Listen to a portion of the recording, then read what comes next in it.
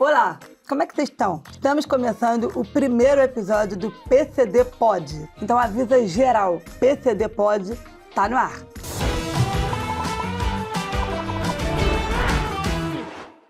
Eu sou o Pedro Henrique França, sou um homem branco, tenho 1,40 m, tenho olhos e cabelos castanhos escuros, cabelo curto. Estou vestindo uma jaqueta jeans, uma camiseta de gola alta branca, uma calça preta e um sapato preto.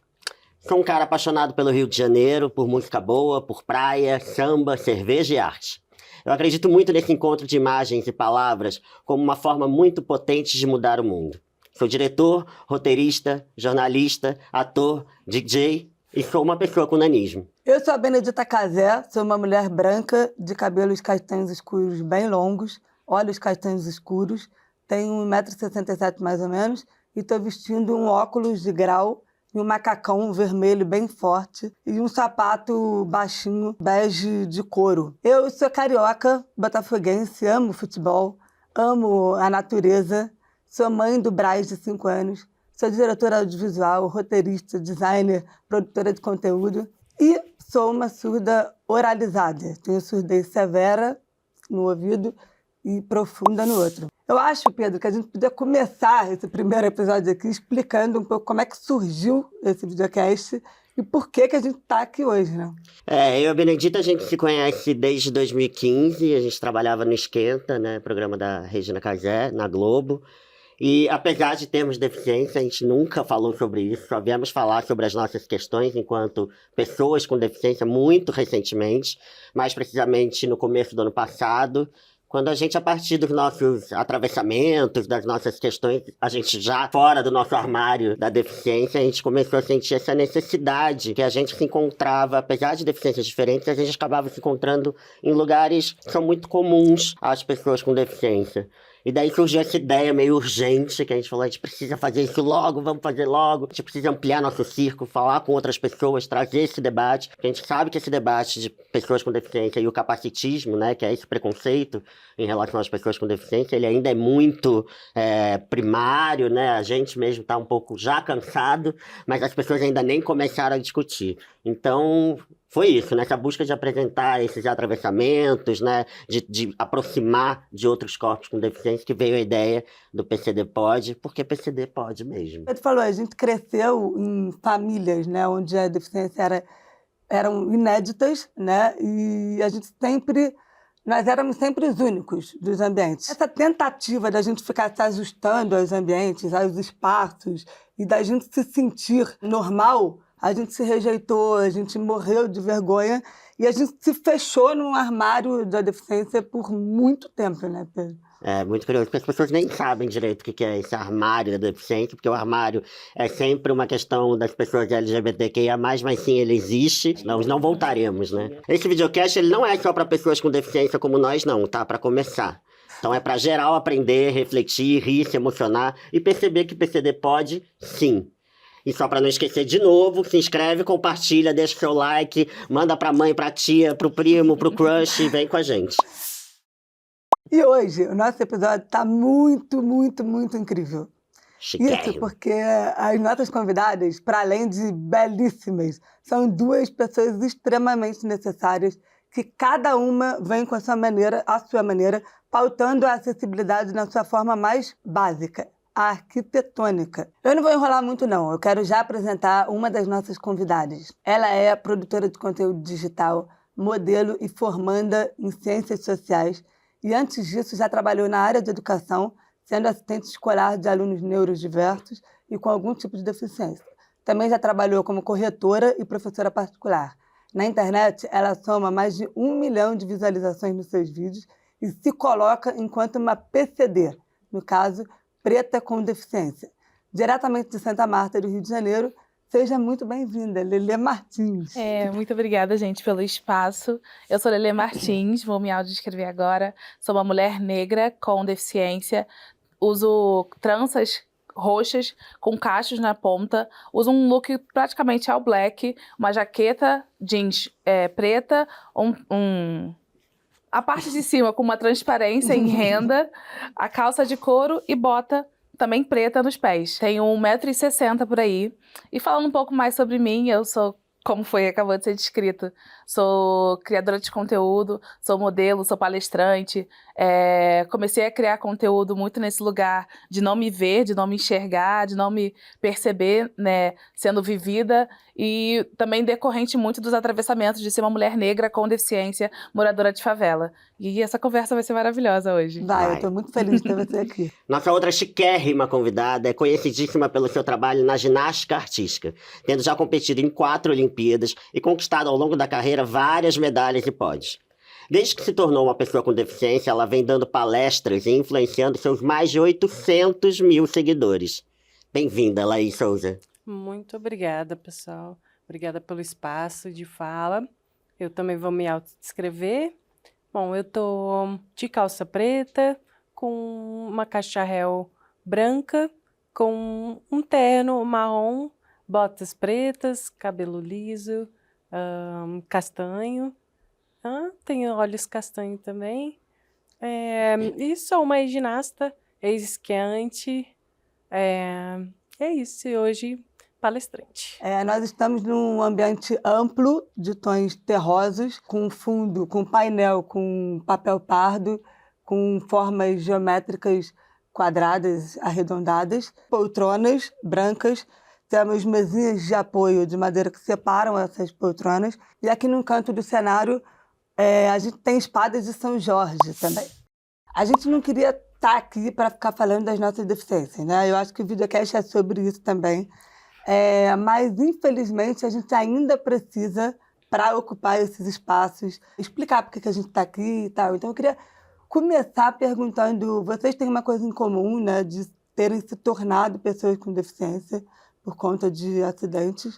E eu queria entender, Lelê, primeiro, como é que foi esse processo de se entender enquanto uma pessoa com deficiência? É bem complexo, porque primeiro que existe uma ideia do corpo ideal, né? E aí, quando você é uma pessoa jovem com deficiência, isso fica muito deturpado. É como se fosse 2 lugares muito diferentes. Como assim você vai ser uma pessoa jovem e vai ser uma pessoa com deficiência ao mesmo tempo? Como é que você vai conseguir viver isso, vamos dizer assim? Então, esse processo de conseguir entender o que seria ser uma pessoa com deficiência no mundo, ser uma pessoa negra com deficiência, morando em favela, no mundo, foi muito complexo mesmo. Ele começou no lugar de eu ir atrás de conteúdo sobre pessoas com deficiência, ir atrás de artigos, porque assim, eu era das ciências sociais, né? Então, para mim, era a partir dali que eu conseguiria entender o que era a minha vivência, o que era a minha realidade principalmente social, né? E foi aí que eu comecei esse processo e percebendo muito também que não tinha muitas pessoas parecidas comigo falando sobre ser uma pessoa com deficiência. E então esse processo foi um pouco esvaziado de representações, né? Não tinha muitas pessoas que eu podia me espelhar para poder entender mais ou menos como seria o processo. Então ele foi muito individual, foi baseado muito no que a família colocava, tipo, como incentivo. Não, você quer voltar a dançar? Você volta a dançar. Quer criar conteúdo? A gente vai te ajudar a criar conteúdo. Mas não é um processo simples, definitivamente, porque é do dia pra noite. No meu caso, é do dia pra noite. É uma questão da ruptura, né? Porque Exatamente. a gente nunca teve uma outra vida, Exatamente. né? A gente sempre conviveu com a questão que a gente nasceu, praticamente.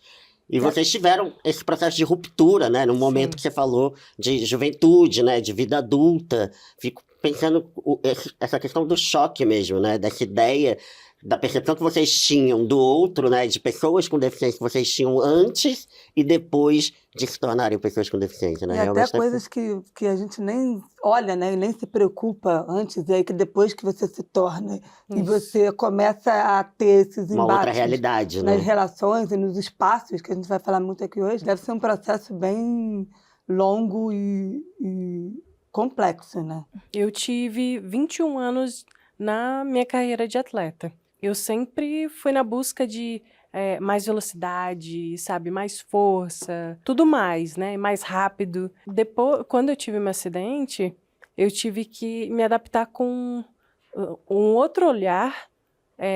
Eram coisas que eu nunca tinha visto, eu nunca tinha convivido com um cadeirante, ou com uma pessoa surda, ou com uma pessoa cega. Enfim, foi um outro mundo. Então, eu senti que tudo que eu aprendi nessa carreira de atleta, eu tive que aprender de novo. E foi, como ela falou, muito rápido, várias adaptações, não tinha muito conhecimento na internet, o pouco que eu aprendi foi dentro do hospital, com os enfermeiros e médicos, talvez outras pessoas que estavam passando pela mesma situação, né, de tetraplegia. Você imagina uma pessoa que eu estava muito forte, muito atleta, de repente tomar remédio, escolher uma cadeira de rodas, cair a pressão, ter um espasmo, sabe? Foram muitas coisas diferentes e com pouco conhecimento. E tirando que eu provavelmente fiquei num momento, assim, numa baixa bem depressiva, assim, porque, não sei, para mim era estranho, não tinha ninguém perto para me mostrar que existe um caminho, sabe? Tem como, por mais que seu corpo não esteja se movimentando, que você vai dar movimento para ele, mesmo que não tenha. Eu acho que isso diz muito também sobre o capacitismo, né? Essa percepção que vocês devem ter tido, de Sim. repente, ai, minha vida acabou, o que vai ser da minha vida Sim. agora, né? Porque imagina uma vida de uma pessoa com deficiência, que depressão, que tristeza, que falta de possibilidades, né? E eu acho que vocês duas viveram uma questão de médico, né? Você falou agora de enfermeiros e tal, de uma questão hospitalar, que eu imagino que tenha sido muito importante e muito fundamental, assim, para a vida de vocês. Como é que foi essa questão porque a gente fala muito, Benedito, dessa questão da saúde, né? Como é que as pessoas estão preparadas ou não estão preparadas? Qual essa camada de sensibilidade que a medicina, né? E as pessoas que trabalham com isso devem ter nesses momentos, né? Principalmente na hora de acordar e falar, oi, então aconteceu isso, a vida a partir de agora é isso. Como é que foi isso pra vocês? Para mim, no quesito médico em si, de estar no hospital internada, não foi nada bom. Primeiro que eu fui internada no sistema público de saúde, eu não tinha acesso a outra possibilidade, né? E, obviamente, quando eu cheguei na minha primeira internação, assim que ocorreu o meu acidente, foi tudo muito rápido, tudo ágil, e depois eu fui para casa. Só que aí eu tive uma infecção e tive que voltar para o hospital. E aí, quando eu volto pro hospital, eu tenho que passar por todos aqueles processos, a sala azul, amarela, sei lá, todas as cores que tem de salas. E nenhum daqueles lugares as pessoas sabiam atender muito bem o meu novo corpo, né? Uma pessoa com deficiência mesmo, não tinham preparo para isso e também não tinha recurso. Então não tinha medicamento para poder sentir menos dor, não tinha maca para você ser internado logo e ir para o centro cirúrgico, porque uma infecção é perigosa, né? Ela pode se estender para todo o sistema de sangue. Não tinha todos esses recursos. Então todo o período meu no hospital foi horrível. Eu odeio esse período. Eu sofri muito também de gordofobia médica, eu lembro na época. A única coisa que eu pensava quando eu estava na cama, o mês todo que eu fiquei praticamente internada, era, nossa, como é que eu vou fazer para voltar para casa? Como é que eu vou fazer para poder botar pão dentro de casa, porque eu era o pilar financeiro principal da minha família. E a médica, a única coisa que ela falava pra mim, não, mas você sabe que você tem que emagrecer pra você ter a vida de volta, né? Você tem que emagrecer pra ter a vida de volta. E todos os médicos só falavam isso. E eu ficava, gente, eu tô preocupada com outra coisa. Claro, Eu tô preocupada com muita outra coisa. né? Tipo, Então, a experiência, assim, de estar internada não foi boa. Mas como eu morava em favela, no Santa Marta, tem a Clínica da Família. E a Clínica da Família são profissionais do próprio Santa Marta, né? Que conhecem você e etc. Então, ali o atendimento foi muito bom. Os enfermeiros levavam as coisas lá pra casa, faziam os curativos e etc. Então, nesse quesito, foi ótimo. Eles me colocaram na fila pra conseguir a prótese pelo SUS. Então, nessa parte foi maravilhoso. Foi mais humanizado também, Exatamente. né? Tipo, uma atenção como deve ser, porque assim, o ambiente hospitalar, acho que a área de saúde, a gente debate muito sobre isso, porque seja quando você tem é um choque muito grande no caso de vocês, até para transmitir uma mensagem. É isso, agora você falando de uma outra camada, que é a gordofobia. Eu, agora, assim, com o que eu vivi, que também é uma questão de área de saúde, mas é o momento do diagnóstico também, né? Que aí é mais os meus pais, porque eu era muito pequena. Porque eu tive uma pneumonia gravíssima, enfim, eu e a minha mãe, a gente passou por muitas questões, a minha mãe no parto e tal, muito graves, assim, de hemorragia e tal. E aí eu fiquei muito tempo internada na UTI, só que eu só fui descobrir que eu tinha surdez de 3 para 4 anos, quando eu vou lá, porque eu tinha uma dificuldade na fala e não dava para entender, né, o que eu falava direito, assim, não tinha... as palavras que eu falava. E aí a minha mãe falou, olha, eu trouxe ela aqui porque ela está com uma questão na fala e tal. Eu acho que ela tem alguma questão, vou botar lá na fono e tal. E ele falou, não sei como é que ela consegue falar, porque ela não ouve nada. Então, assim, a minha mãe já saiu de lá do tipo, caramba, como é que vai ser? Como é que ela vai estudar? Como é que ela vai trabalhar? Como é que ela vai se relacionar? Como é que ela... Então, assim, é muito nebuloso, assim. Acho que a questão da saúde, seja na hora do diagnóstico, seja quando está internado e tudo isso, é muito difícil. Como é que foi para você, Laís, assim, nesse momento? Meu acidente foi muito grave, mas eu tive sorte de ter acontecido nos Estados Unidos. A abordagem deles, o momento de emoção do lugar, do local, né, do acidente é muito diferente. E dentro do hospital, eles já vieram com bastante conhecimento. Então, nessa parte eu tive sorte. Eu já comecei a fazer fisioterapia, mesmo dentro na UTI. Já estava fazendo... Lá eles têm uma cadeira chamada Pink Chair. Então, e essa Pink Chair, você vai ficando em pé aos poucos, ao longo dos dias. Então, isso também, nossa, foi deixando a minha saúde cada vez melhor. E eu estava com um problema no pulmão, que eu aspirei o vômito. Aqui no Brasil eu nunca vi, mas tinha uma maca, que essa maca ficava indo para um lado, para o outro, para um lado, para o outro. E nisso eu fui conseguindo limpar a secreção. Teve esse momento, alguns momentos que eu quase morri, e por conta da tecnologia americana, eu consegui me safar. Enfim, a fisioterapia, os médicos, o conhecimento, mas eu tentei ter muita leveza, sabe? Brincar bastante, ouvir música no momento que eu estava mais chateada. Terapia também, dentro da UTI. Todo o tempo eu estava sendo assistida de todas as formas. Não falaram assim, olha, você está tetraplégica, você não isso, não aquilo, não aquilo. Não, foi aos poucos, sabe, colocando no meu dia a dia e eu também fui entendendo o que estava rolando. É um privilégio, assim. É um A gente sabe privilégio. que É um privilégio. a maior parte dos casos são... É curioso, Tem são o- duas realidades muito diferentes, né? A gente está falando de um Muito. sistema público de saúde que não tem nos Estados Unidos, né? Que Sim. a rede pública de saúde nos Estados Unidos praticamente não existe.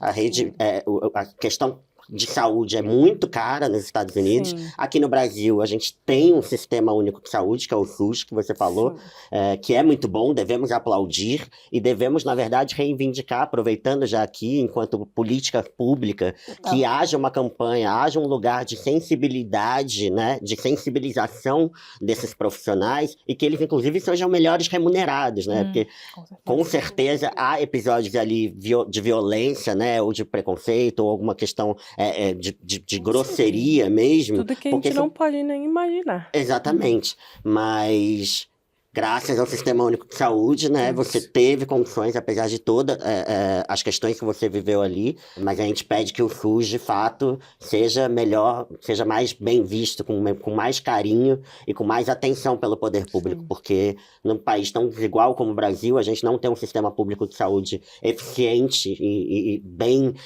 estruturado, é uma questão profunda, é uma questão que, né, separa realidade, separa pessoas e é preciso que a gente aplauda o SUS e que a gente peça ao governo para que ele cuide bem do SUS, porque a gente precisa de um sistema público de saúde que seja muito bom. Viva o SUS! É muito importante você falar isso, Pedro, porque eu estava pensando aqui que a gente sempre toma um cuidado muito grande dessa conversa sobre capacitismo. Muitas vezes fica num lugar de muitos privilégios, num lugar muito branco, num perfil muito normativo, e que é muito importante a gente lembrar, né? Quando a gente fala de pessoas com deficiência no Brasil, a gente está falando da mulher preta, da periferia, que é a base disso tudo, e que aí é uma outra conversa, porque entra não é um capacitismo com milhares de camadas, e que entra na vulnerabilidade social, enfim, são direitos básicos que a gente ainda não consegue resolver. Eu tive a sorte de participar de um estudo de células-tronco. Então, eu fiz 3 aplicações de células-tronco. Incrível. E como foi importante, sabe, para mim, para minha motivação, para eu querer melhorar e sair daquele momento. As pessoas que se dedicam a cada dia para que existam novas saídas. É muito importante a gente falar de ciência, ainda mais depois de ter passado um governo muito negacionista, que quis, de toda forma, desmontar a ciência, né? E a gente precisa dela, né? Nossa vida depende, a gente tem muitos recursos hoje por causa da ciência. Então, a ciência também merece ser muito bem cuidada, merece ter muito investimento, porque vidas podem ser transformadas a partir dela. Isso é muito importante também. Aqui a gente tem uma questão de regiões, né, da cidade que cada uma vive. E eu queria perguntar, Lelê, para você, como é que foi entender esse espaço, né, que era o mesmo espaço, mas antes e depois da deficiência? Bom, o Santa Marta em si, em quesito de acessibilidade, tem até um projeto, porque ela durante muito tempo foi uma favela modelo, ela foi pensada para ser uma favela que funcionasse, porque é uma favela na Zona Sul, é uma favela do lado de várias escolas de filhos de herdeiros milionários, então é uma favela que foi pensada para funcionar, né? Então a gente tem o plano inclinado lá, que serve muito de utensílio de acessibilidade para pessoas idosas, para pessoas mais velhas, com redução de mobilidade e pessoas com deficiência, né? Mas assim, antes de ter uma deficiência, para mim, subir, descer escadas, indiferente. Assim, ia pra casa da minha amiga que mora lá no final do morro, tranquilamente, subia as escadas todas quando o bonde tava parado. Não, tranquilamente também não, porque a escada é essa. Mas assim, eu subia, conseguia subir de boa. Ah, dava jeito. E, vamos me arrumar lá em casa, depois a gente desce, tá bom, vamos, de boa. Aí, hoje em dia, quando eu me torno uma pessoa com deficiência, primeiro tem um momento em que ter uma prótese era muito distante da minha realidade.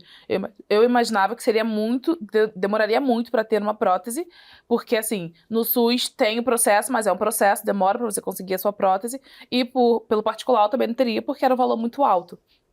Então, quando eu me vejo tendo que subir favela, escadas, muitas escadas, e ladeira de muleta, pós-cirúrgico, né, quando você está ainda muito mal de saúde, etc., eu me vejo tendo que ficar dentro de casa. Foi o momento que eu falei, não vou ter como sair. Quando saísse, eu precisaria sempre de alguém. Eu não teria mais como vivenciar aquele mesmo espaço com a liberdade que eu tinha anteriormente, porque um espaço inacessível, fazendo isso com muletas, era impossível para mim, basicamente. E aí, quando eu consigo melhorar, eu consigo experienciar um pouco melhor o que seria o Santa Marta, a favela, voltar a descer e subir a escada. Mas ainda era uma preocupação, porque a preocupação que eu tinha era, por exemplo, a minha muleta em algum momento estar subindo o morro, ser confundida com alguma outra coisa, como já aconteceu de ser confundida com uma arma. Ou de em algum momento eu estar subindo o morro com prótese e eu não teria como correr, porque minha prótese não tem essa tecnologia, né? E aí era um medo também que eu tinha. Então eu vivia tanto o poder experienciar aquele novo espaço, tendo muleta ou tendo a prótese, né, podendo viver a minha liberdade novamente, ao mesmo tempo tendo medo de viver essa liberdade, porque poderia acontecer alguma coisa, algum intercurso assim. Laís, você falou, né, você teve acidente nos Estados Unidos, você mora aqui no Brasil, você viajou já para muitos lugares. Queria saber de você como é que você vê essa questão da acessibilidade das cidades em relação do Brasil com esses outros lugares que você frequentou. Quanto a gente ainda está longe de ter algum nível, modelo de acessibilidade. E como foi essa sua percepção desse espaço, né, depois de ter se tornado uma pessoa com deficiência? Como a Lelê estava falando, como é que foi para você? No Brasil, eu colocaria que a acessibilidade é muito crítica, principalmente para uma pessoa que não tem nada de movimento. A nossa acessibilidade, a necessidade, nesse caso, começa a partir do momento que você está deitado na cama. Então, tem que sair da cama, desde tomar um banho, arrumar casa, ou ter um cuidador, ou depender da sua família. Pequena necessidade já vira uma coisa gigantesca. Eu tive que dar um jeito para que, que acontecesse. Hoje eu moro sozinha, eu tenho a possibilidade de pagar alguns cuidadores para estar cuidando de mim, para que eu tenha a minha liberdade. Eu tenho a minha liberdade financeira, que é essencial para no meu dia a dia, para minha vida, para minha saúde, para fazer xixi e fazer cocô, sabe? É o básico. E eu sempre fico imaginando uma pessoa que mora numa periferia, que mora, sabe, num lugar que não tem o mínimo de acessibilidade, que talvez ela não consiga sair de casa. E falando do estrutural, as calçadas, as ruas, não tem preparo para você pegar um ônibus. Também, dificilmente no interior de São Paulo ou em qualquer outro lugar, é difícil você ver um ônibus acessível, um carro que saia da montadora já com acessibilidade. Existem milhões de marcas de carros, milhões de cores, milhões de, sabe, acessórios. E para uma pessoa que tem uma cadeira de rodas que vive em cima dela, você não tem nenhum porta-copos. Muito importante quando a gente fala de acessibilidade, né? A gente lembrar que até falou da questão do Santa Marta. Quando a gente está falando de acessibilidade, a gente está falando de pessoas, não só de pessoas com deficiência, né? A gente está falando de pessoas idosas, a gente está falando de mulheres grávidas, a gente está falando de alguma pessoa com uma mobilidade reduzida temporária. Então, é preciso, né, que todo mundo tenha esse olhar. Porque também a gente tem que pensar que muita gente pode vir a ter, né? Vocês mesmos imaginavam que nunca seria uma pessoa com deficiência. Veio a vida, né, e falou, olha, a partir de agora essa é a sua nova realidade. A gente tem um dado importante da Organização Mundial da Saúde, que 15% da população mundial possui algum tipo de deficiência. Aqui no Brasil, a gente tem a Lei Brasileira de Inclusão, que um dos pilares de acessibilidade estabelece, né, a obrigatoriedade dessa promoção de acessibilidade em todos os setores da sociedade, como você já falou aqui.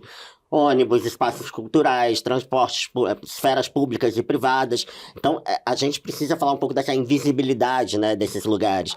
Então, queria que a gente falasse um pouco também sobre a importância, né, desse lugar do direito de ir e vir, né, que está previsto em Constituição e que não é uma realidade, né, quando a gente está pensando em acessibilidade. Eu percebi muito que esse direito de ir e vir tinha sido retirado de mim, e talvez ele nunca existisse completamente, né? Afinal, uma mulher preta, de periferia, a gente tem aqueles momentos aí que a gente não pode sair de casa porque aconteceu alguma operação e etc.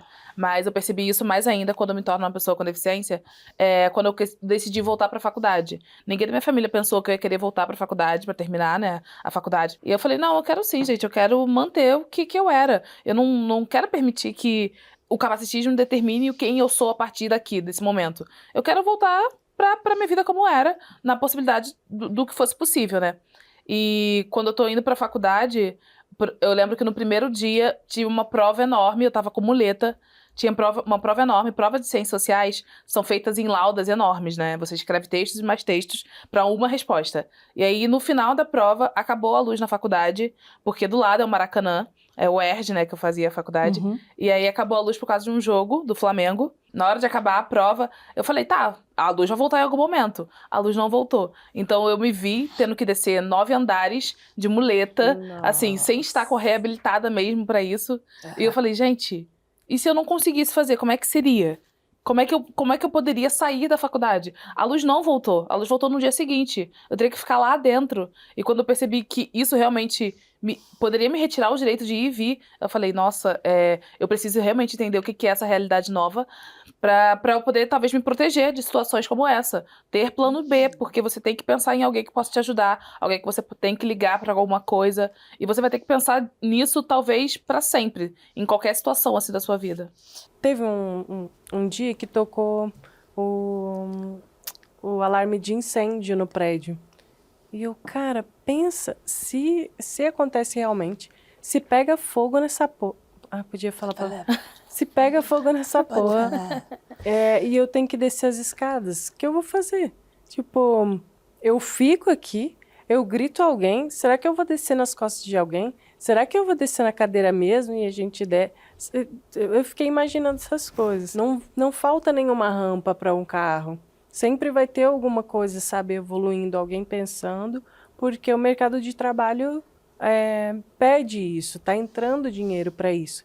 Nesse caso do PCD, eu sinto que também está entrando. Você trouxe um dado super importante e o dinheiro rola, sabe? A partir do momento em que eu senti que foi tirado de nós a possibilidade de ir e vir, o que a gente vai fazer?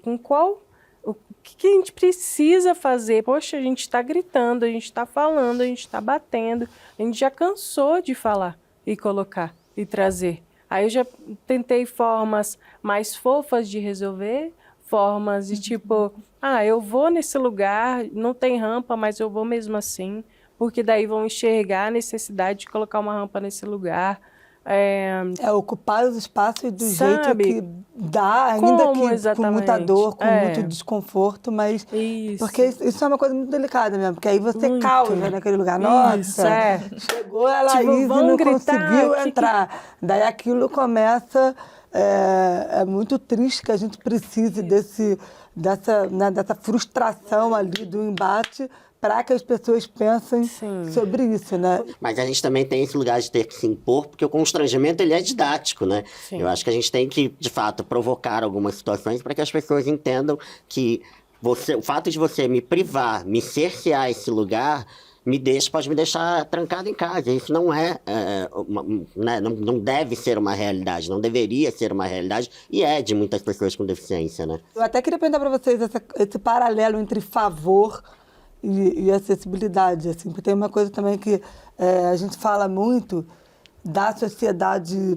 capacitista, né? Porque o capacitismo ele vai muito nesse lugar do cara que ele não resolve o problema, mas ele bate palma para quando consegue, nossa, ela conseguiu, ou então ele vai fazer uma foto, é aquele clássico, né? Tipo, uma pessoa com deficiência chegando na linha de chegada, e aí manda aquela mensagem. Eu acho que tem muito isso a ver com acessibilidade, porque eu já vi muitas situações do tipo, nossa, olha como ele consegue subir o meio-fio e a calçada esburacada. Então, assim, gente, vamos resolver a calçada, não é parabenizar porque aquelas pessoas estão ali conseguindo. Eu percebo muito essas pessoas falando coisas pra mim, sempre no dia a dia. Se eu tiver, por exemplo, quando eu tô no Rio de Janeiro, normalmente eu tô de roupa curta, né? Porque Rio de Janeiro, calor, faz mais sentido. E aí a prótese aparece, etc. E a prótese, normalmente a minha prótese tá decorada, então aí mesmo que chama mais atenção. Quando eu tô andando na rua, sempre passa alguém e fala, nossa, mas você anda muito bem, nem parece que você usa prótese. Eu falei, menino, sério mesmo? Nossa. Aí também acontece algumas situações de... quando eu tô gravando vídeo na rua, lembro quando eu gravei alguns vídeos meus e era num lugar público, né? E as pessoas estavam vendo, nossa, mas você dança muito bem, né? Como é que você consegue? Eu que tenho 2 pernas não consigo. Isso é um clássico. Eu fico tipo, legal. É um clássico, eu escuto muito no meu caso. Nossa, como você é linda, nem parece ser surda. Nossa, nossa, como é que acontece você... muito. Muito. E assim... Qual é o limite também desse lugar de ajuda, né? Porque eu acho que também, às vezes, as pessoas provocam uma comoção. Não, peraí, deixa eu te ajudar. Calma, né? Não quero ser o centro das atenções. Você pode me deixar aqui, calma. Claro que a ajuda é sempre bem-vinda, né? Mas também entender, e acho que até a gente... para falar para as pessoas quais são, né, esses lugares, né, qual é o limite, claro que toda ajuda é bem-vinda, né, até porque a gente vive em cidades completamente despreparadas e, de fato, às vezes a gente precisa de um certo, né, de um acolhimento, mas é um lugar menos de transformar você num lugar, né, que, por exemplo, o próprio ônibus é uma situação, porque para o ônibus, aí desce a rampa, aí tem uma pessoa ali mal-humorada porque tá atrasada e não sei o quê, muitas vezes tem ônibus que passa reto, né, não para, então como é que vocês entendem esse lugar, esse limite tênue entre ser uma pessoa que ajuda ou ser uma pessoa que, na verdade, está te provocando um lugar de constrangimento, às vezes, né? Depende muito. Eu já vi pessoas que realmente, sabe, nossa, eu quero ajudar, como eu posso fazer? Aí teve um momento que eu fui subir uma escada, eram alguns degraus assim, e aí pegou 2 pessoas de um lado, 2 do outro, e me colocou lá em cima. O estabelecimento dessa pessoa não era adaptado, né? Já tinha percebido no primeiro instante, mas beleza, fui da mesma forma. Então, talvez por perceber que ela é Souza, ou que é a Lelê, ou, sabe, talvez ela fique mais flexível. Eu posso ajudar? Sabe, se coloca de toda forma para poder ajudar. E...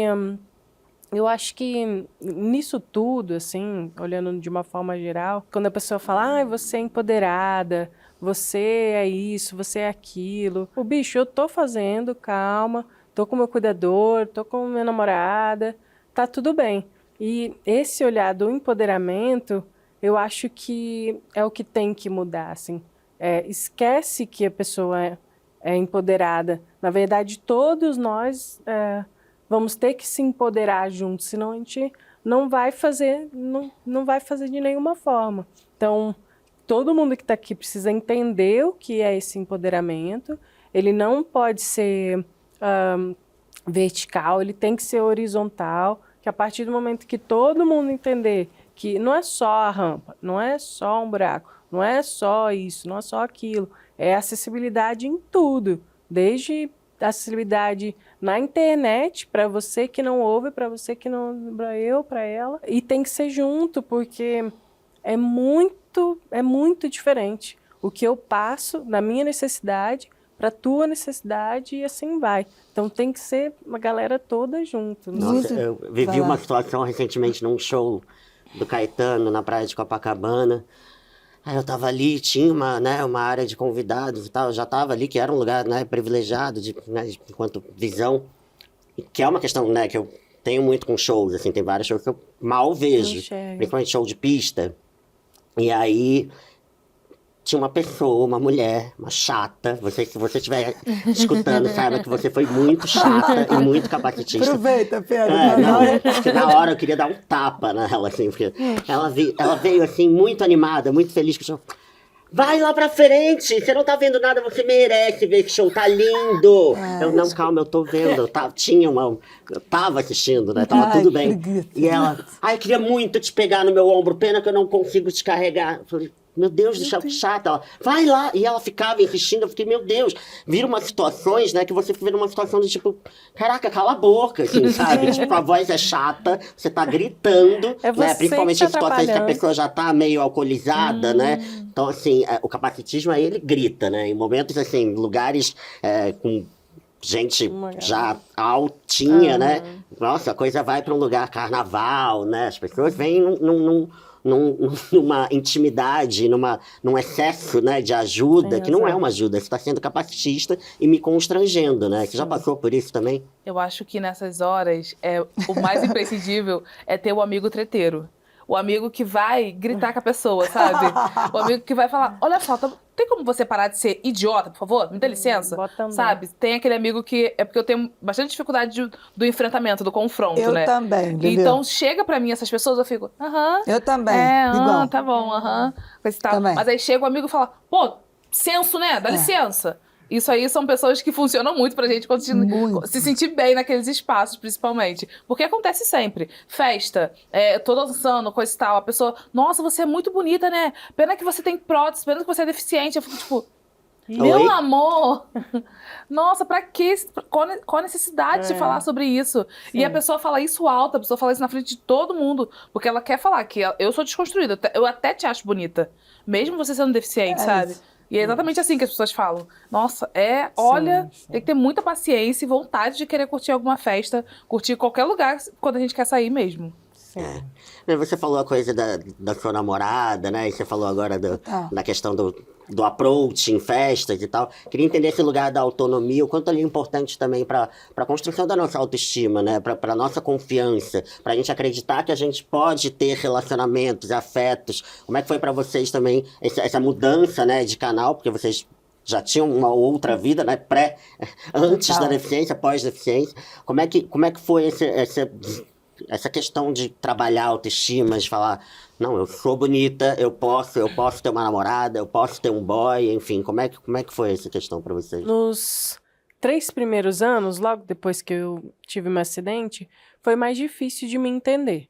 Mas depois que eu peguei, assim, as situações, fui entendendo onde eu me sentia feliz, que também existia vida após aquela, sabe, aquela coisa, igual essa nossa conversa aqui. A gente está já há um bom tempo, vai falando, e a gente ainda não conseguiu passar para a parte que é legal, que é leve, que ainda, sabe, que existe, que vive, que namora, que vai para balada, vai para o boteco, vai para... Então, depois dessa fase, assim, eu fui me entendendo.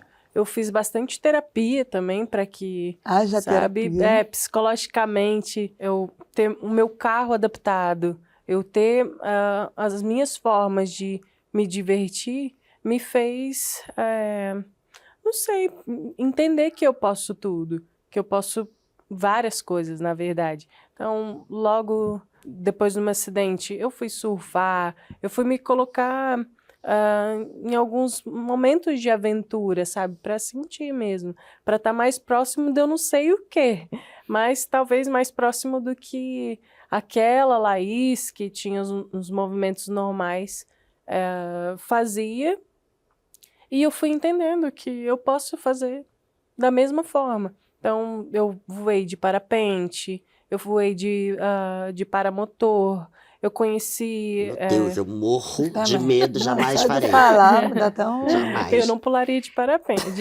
paraquedas, mas o resto eu faria todos. Eu tive a oportunidade de ir para a Olimpíada do Rio de Janeiro. Eu vi aquela galera... Bicho, não dá, vocês não conseguem nem imaginar o que é o backstage de uma Olimpíada, de uma Paralimpíada. Uhum.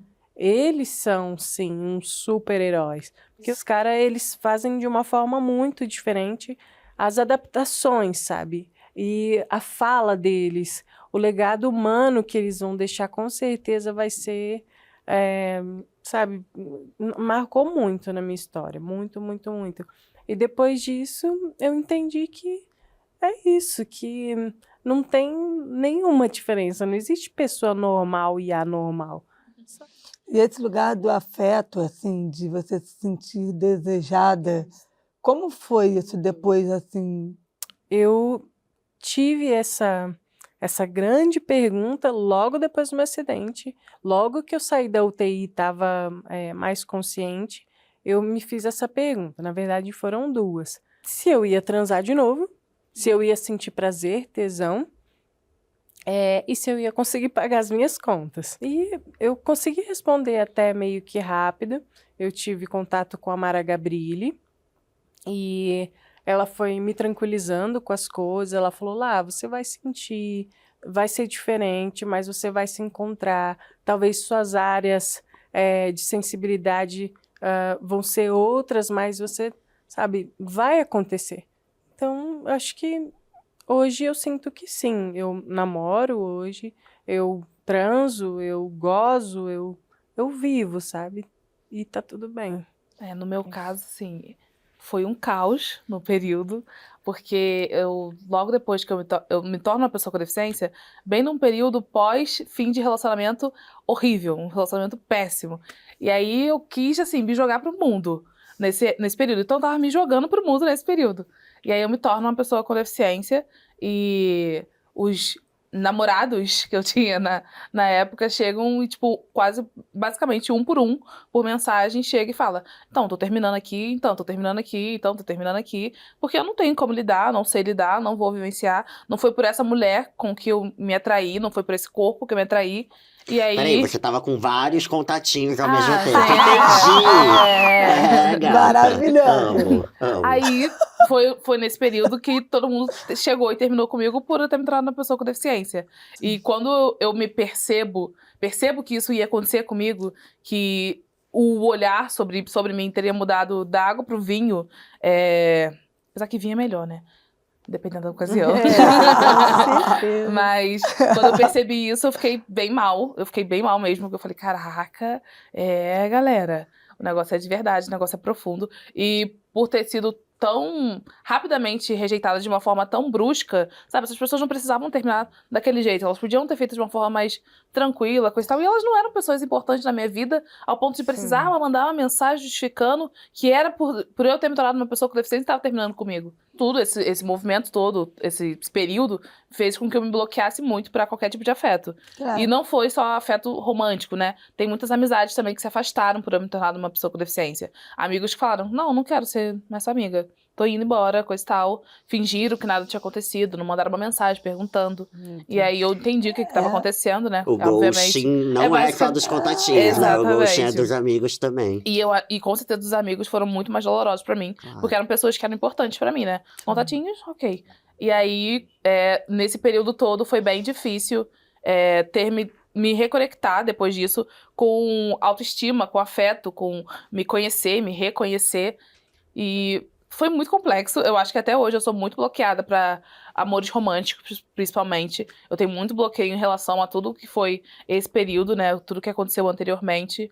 Pra amizade, menos. Mas, infelizmente, afetou o que era a Alessandra antigamente, que era super mais aberta pra viver, pra experienciar, pra se jogar, porque eu ficava com muito receio, ficava com muito medo, eu não quero vivenciar o capacitismo também aqui, sabe? Eu tô com uma pessoa, eu não quero vivenciar o capacitismo aqui também, eu queria, como você tá num momento tão íntimo, tão exposto, que é uma relação íntima com alguém, você se sente eu, no caso, me sentia muito com medo de ali, estando tão exposta, também sofrer capacitismo. Então, Claro. isso fez com que eu me bloqueasse ainda até hoje. Eu sou bem distancio as pessoas, normalmente, quando elas querem se aproximar nesse lugar mais romântico e íntimo comigo. A gente tem que ter um filtrozinho, que é difícil ali de você entender, né? Pô, será que eu consigo isso? Será que é verdadeiro? Será que não é? E tal. E só uma coisa que me lembrou, você falando das amizades, né? Porque as pessoas não têm noção, que realmente as pessoas se afastam, não sabem lidar. E eu me lembrei agora, uma vez que eu fui com uma grande amiga minha, que tem um filho que usa cadeira de roda, e a gente foi para um show e tal. E tudo bem, a gente se encontrou, passamos o show todo, assistimos, não sei o quê. Depois ela mandou uma mensagem para mim dizendo: puxa, eu queria agradecer e tal, por você ter ficado comigo no rolê até o final. Só que quando eu li a mensagem, eu fiquei pensando assim, cara, como assim até o final? Tipo assim, eu ia largar ela lá, do nada, ia falar tchau e tal. E aí, depois eu fui entendendo, ela falou, cara, pode parecer uma coisa muito natural, mas assim, a quantidade de pessoas próximas, não estou nem dizendo assim, do rolê normal é todo mundo, era tipo, calma aí que eu vou ali rapidinho, porque tem uma questão física, de novo, de acessibilidade, de conseguir se deslocar, de estar no lugar que talvez não é o ideal que ela quer estar, que ela não está conseguindo enxergar tudo do jeito que ela está, então ela tem que ficar num outro lugar, ou ela não quer. Isso sempre esbarra em situações que a pessoa fala, dá uma desculpa, fala, calma aí que daqui a pouco eu volto e não volta. E aquilo, para mim, foi muito violento, assim, porque para mim, era uma coisa muito natural, é óbvio, estou com minha amiga ali, e tudo bem que eu, enquanto pessoa com deficiência também, a gente sabe como é que as coisas funcionam, mas me impressionou muito ela ter agradecido e falado, e eu vi que foi um agradecimento genuíno, assim, do tipo, cara, obrigada por ter ficado comigo até o final. Não existe um lugar do capacitismo que opera indiretamente sobre as nossas relações, né? Eu lembro que eu tinha uma questão do fato de viver situações capacitistas ao lado do meu ex, por exemplo, do meu ex-marido. Que tinham situações, e aquilo me causava uma vergonha, eu ficava muito constrangido, que eu acho que isso acontece muito com a gente, né? Que você fala, ai meu Deus, não queria que ele estivesse passando por isso, acho que você deve viver isso, eu já vivi algumas vezes, acho que você também já viveu, e acho que você também, se não viveu, vai viver. É difícil isso, né? Eu já senti isso também. Eu já senti, às vezes, tipo, será que eu sou capacitista? Sabe? Parei pra pensar assim, aí levei pra terapia. Aí ela falou lá, não, cara, isso é o reflexo do capacitismo, das pessoas que colocam que você é incapaz. Então, acho que isso acontece muito, amigo. Eu todo tempo fico, sabe, desculpa, nossa, poupando a outra pessoa e eu mesma, sabe, tô lá me podando. Pois parem de nos constranger, porque vocês estão atrapalhando nossos negocinhos aqui, viu? Nossos negocinhos. Né? Porra, me deixa em paz, caralho. É isso. Deixa eu gozar em paz, porra. Né?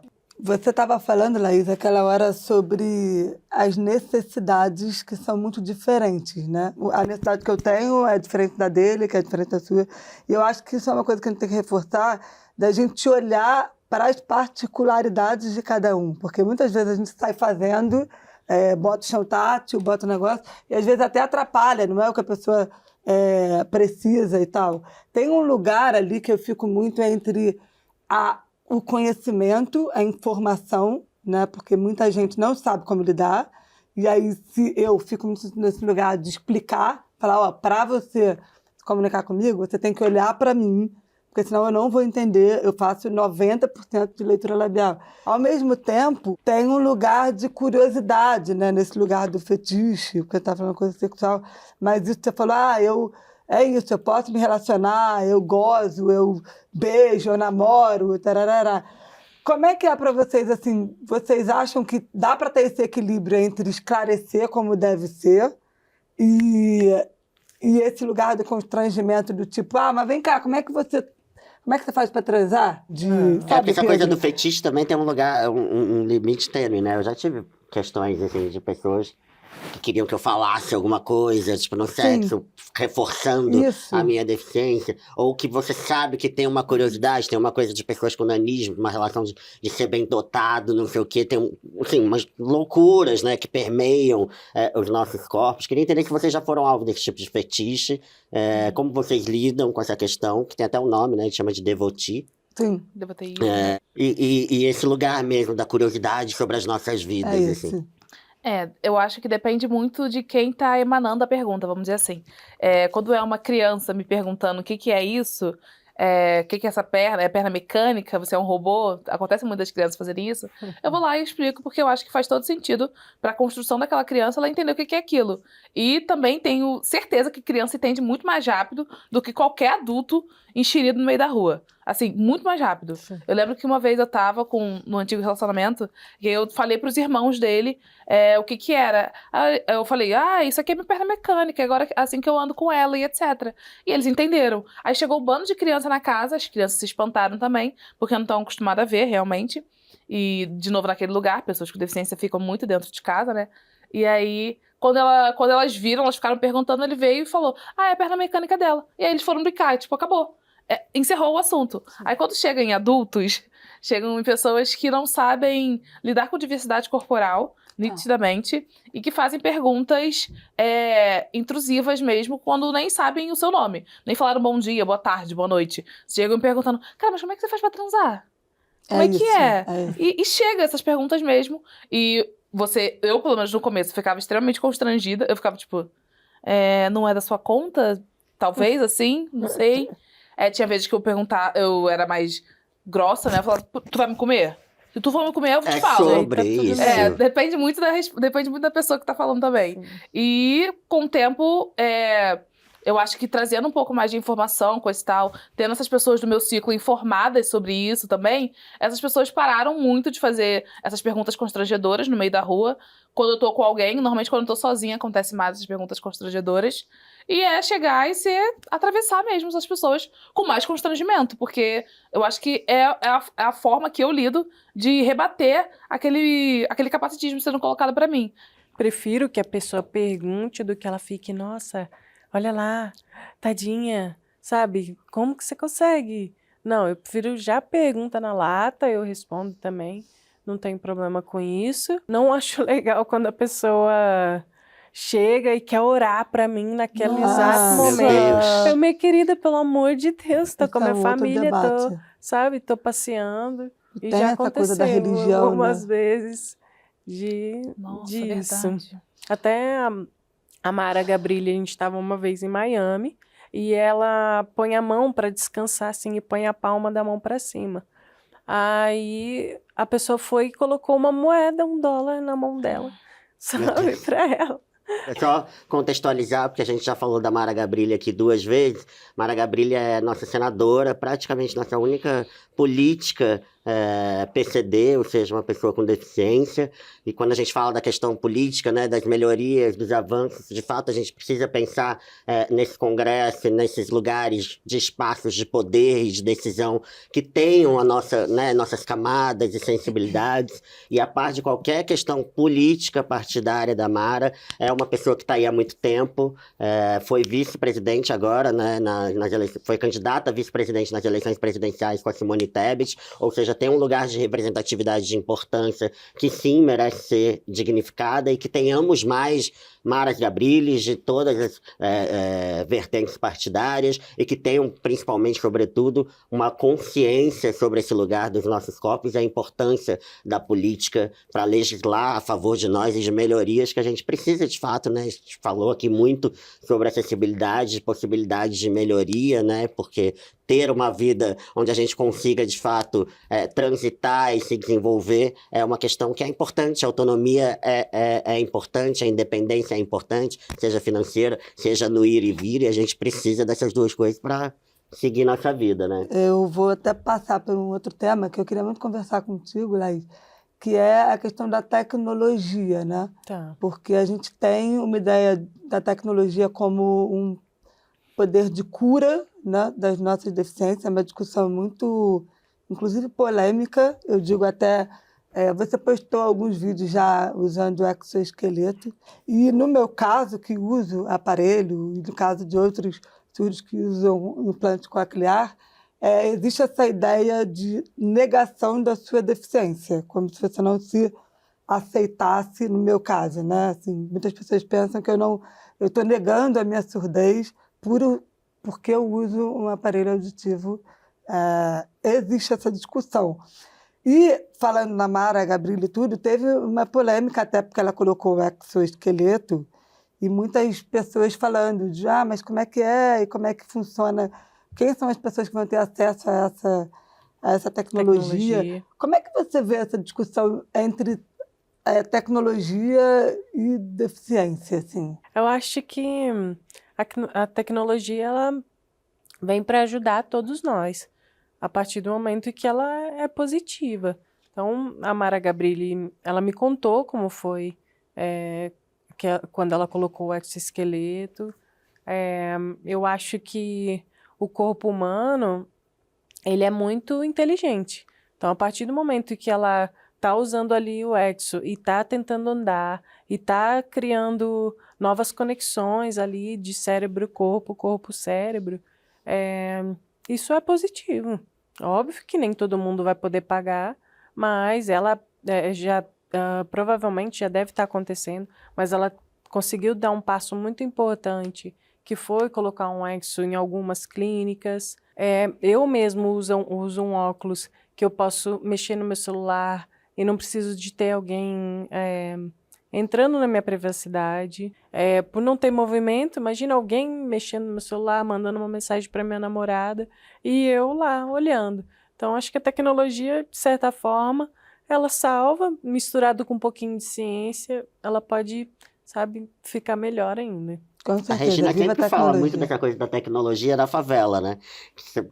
Das questões de inovação que vem da cultura da favela. Como é que você vê também essa questão da tecnologia, Lelê? Na favela, as tecnologias seriam as gambiarras, né? São as formas da gente conseguir as coisas que não estão acessíveis para o nosso bolso, de alguma forma, usando a nossa criatividade e a inteligência que a gente tem ali de periferia mesmo.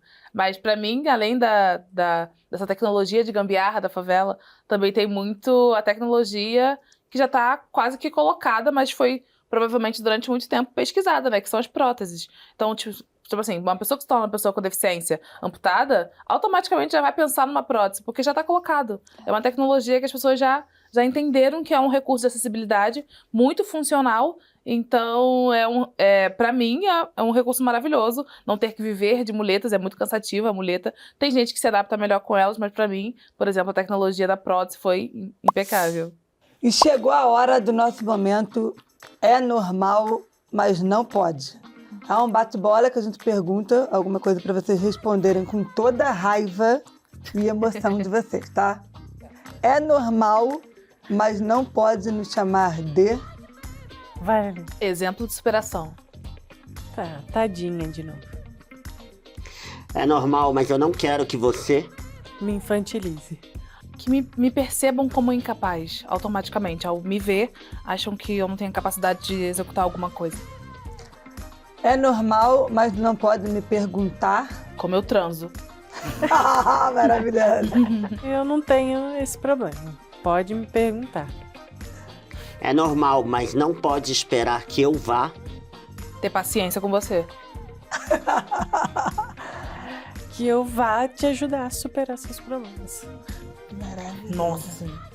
E por último, a gente tem aqui o nosso quadro Supera. Uma homenagem a Marília Mendonça.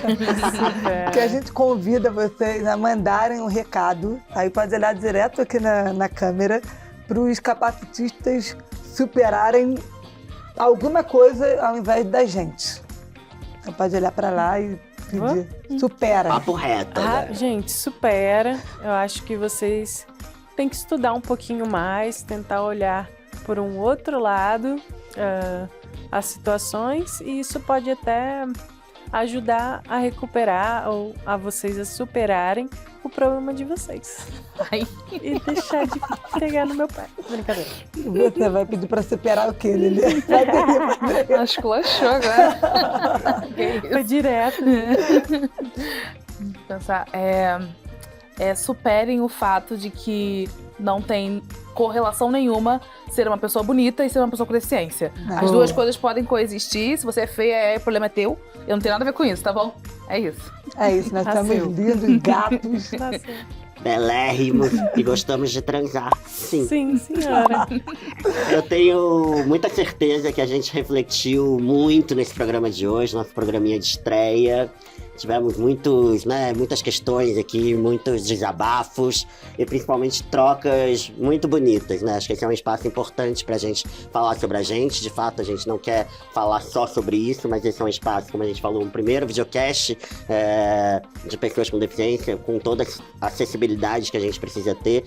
Então, estamos aqui ajudando vocês um pouquinho mais, tá? É só mais uma fase, espero que vocês superem e passem pra segunda fase. E que esse episódio de hoje tenha servido para vocês entenderem que falar de acessibilidade vai muito além. Falar de acessibilidade é falar do direito à vida, à autonomia, o direito de ir e vir e principalmente de se sentir pertencente. Pois é, ter direito à cidade é ter direito à cidadania, a se perceber e se sentir enquanto sujeito, ser humano.